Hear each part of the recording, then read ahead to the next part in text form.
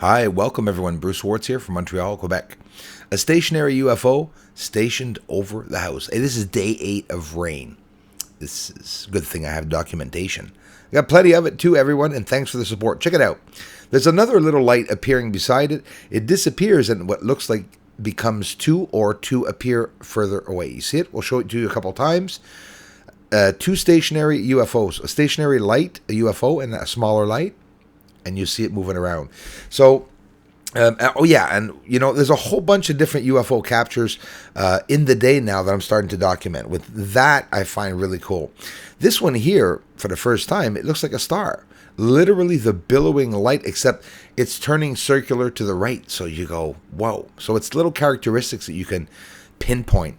These look like literal basketballs in the sky. Right? They have no shape except for they have the circular shape, and they remain always a full bright circle. But look at either the static electricity that is billowing around them. So look at this. This is two UFOs. These are two UFOs either interacting close to one another or are in my line of view, of course, and are crossing paths. But again, those flickering lights that I've been analyzing this week and looking in some footage where you can see that static electricity or those lights billowing around the UFOs, right? So almost 10 days of rain here and gray skies. You know, the Pentagon had shown one of these videos.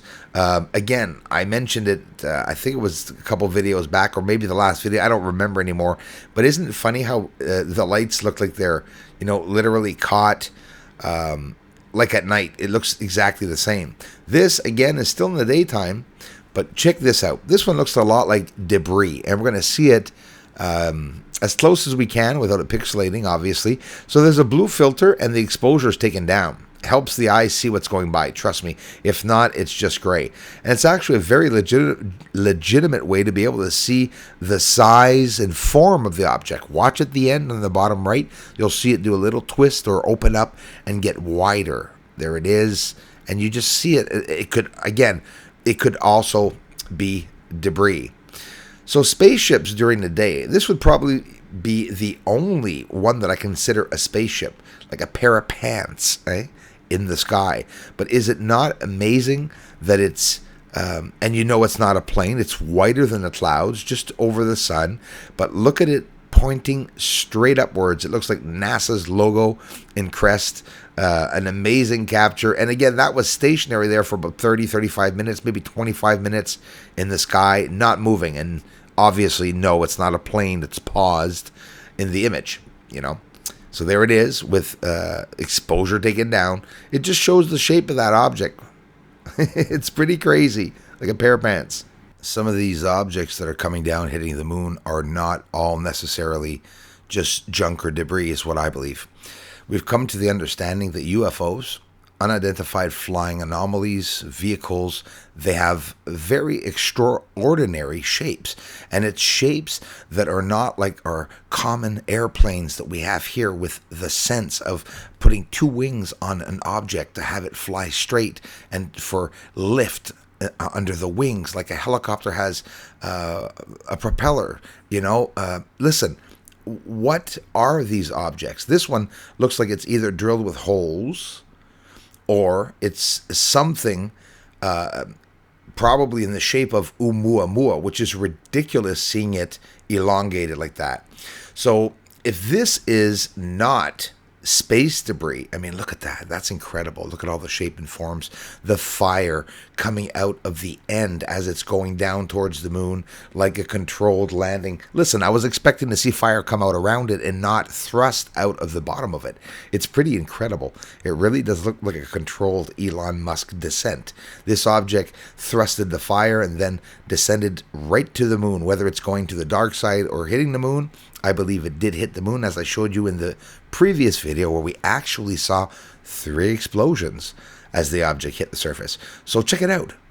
Does it not look like Oumuamua? I have News Snickados. Thanks, Frank, at News Snickados.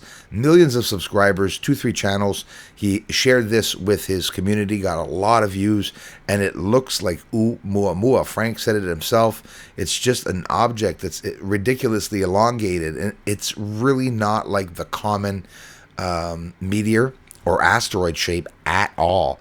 And yes, it really does look a lot like Oumuamua. Like, I mean, a lot. And it was also caught, that's the worst of it, during the time they talked about Oumuamua. But of course, you saw it like me.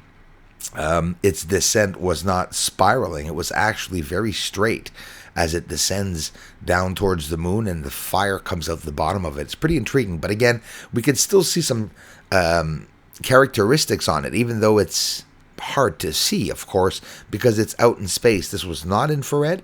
It was a straight up capture shot. And now we're looking at the image in 3D on top of it to get an idea of just actually feeling like being there. It's absolutely incredible. It's a beautiful view of it, and the 3D doesn't change the image at all, except it literally puts it in a 3D shape and form and gives it some elevation. Hope you enjoyed that. Some very interesting topics and theories that people have about the moon being a Dyson sphere, which I find very, very interesting. Looking at this object, very high rising object, or again, optical illusion. It could be something lying down. But again, that's what the optical illusion does, what libration does. Because Earth is moving and the moon is moving. This is what science says, that it creates an optical illusion. Obviously, the wobbling, uneven wobble of the moon. We can see objects lying down. I film along the Terminator line, and to be able to film them elevated. So who says instead of being a Dyson sphere, it still could be used like a Dyson sphere, the interior with structures.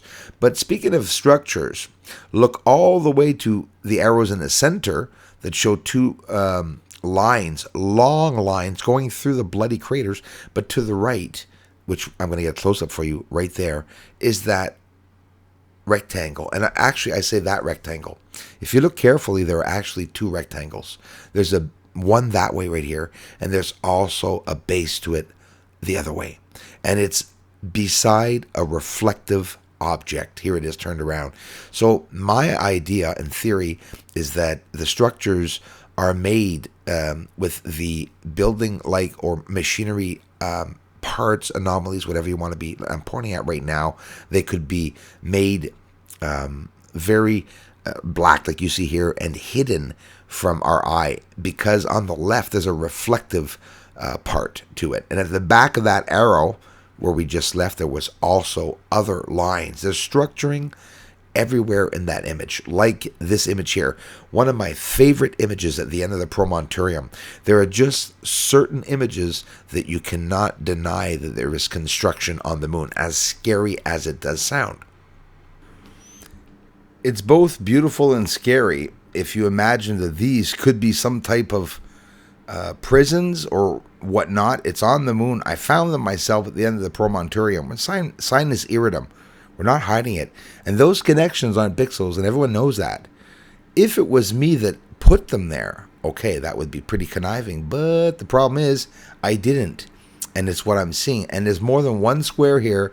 I see at least 3, 4 even, rectangles that are clearly constructed.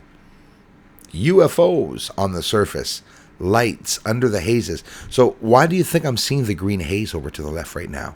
The reason why is that that UFO is illuminating the atmosphere on the surface, or natural or not, it doesn't matter. I've been lingering for years saying it, whether it is or not, it's still a cloud on the surface, natural or not. But that light is changing positions. That's very interesting.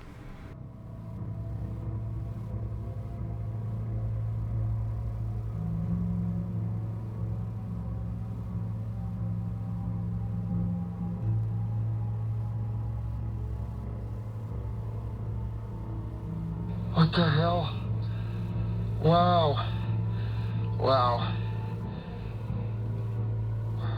That part, the shadow that you see, is actually bright red, blood red, and it's flashing and illuminating. I don't know what that is. You're not going to understand it right off the bat. It's overwhelming just seeing this video, but I see it. In the center, there's a fire there illuminating, and there's some coming out of the sides. There's a whole different set of lights on this that are reacting differently also.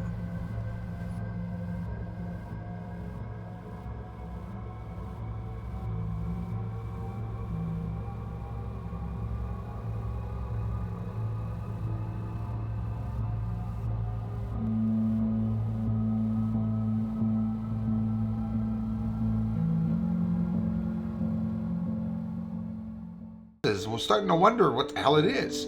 It is really, really low and close to me. And watch what it's going to do. You're going to see flashing lights around it, and then it's just going to disappear. It's going to actually go further away, and that's what you're going to see. Right now, as it starts to change, I'm trying to, freehand outside, it's between the trees, and that's it. Boom. It's going, it's going. Let's take a look at it splitting in two. That's all I can say that it's doing. You will see it become two pieces. There you go. Boom. So let's check this out. If you're just arriving, there's a UFO very close to the trees more than usual, and watch it fly away, become further away. But look very carefully what you just saw before, and I'll show it to you twice again, close and regular view. So this is not zoomed up. I'm looking at this light. It's going really fast, and it splits in two. Pretty cool. Or there's two lights that appear. And here again, close up. Look quickly. It arrives fast. You'll see two lights. Real close up. Boom. Really interesting. Is it a UFO that's alien or human? We may never know. But I'm still filming them. Aliens on the moon, they must be mighty.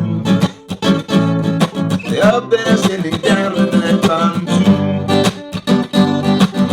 They drop everybody off in their belly party. They pop and they jump and they come in here so soon. Yeah, aliens are up there on the moon. They may be even coming right here soon. Aliens are mighty on the moon. Yes, they are up there. Doesn't matter cause disclosure's coming soon.